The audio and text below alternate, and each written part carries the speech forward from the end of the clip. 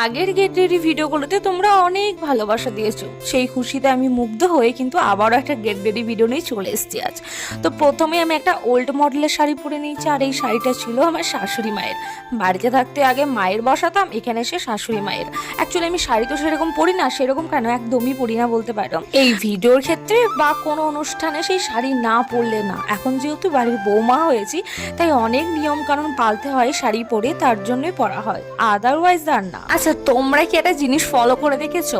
আমরা যতই এখন নিত্য নতুন নতুন মডেলের শাড়ি কিনি না কেন, সেই আগেকার ওল্ড মডেলের মায়েদের শাড়িগুলো বেশি সুন্দর হয়। মানে কিছু কিছু এমন শাড়ি রয়েছে এত সুন্দর, ভাই কথাই হবে না। আমি তো খুবই পরেছি মায়ের শাড়ি, মানে আইবুড়ো থাকাকালীন আমি তো শাড়ি পরতাম না, আর ভিডিওর ক্ষেত্রে যেটুকু পরতাম আর কি, তোমরা আমার ভিডিওতে আগে নিচে স্ক্রল করলে দেখতে পাবে। তো যাই হোক, আজকে লুকিংটা কেমন হয়েছে, 10-এর মধ্যে কত দেবে কমেন্টে জানিও।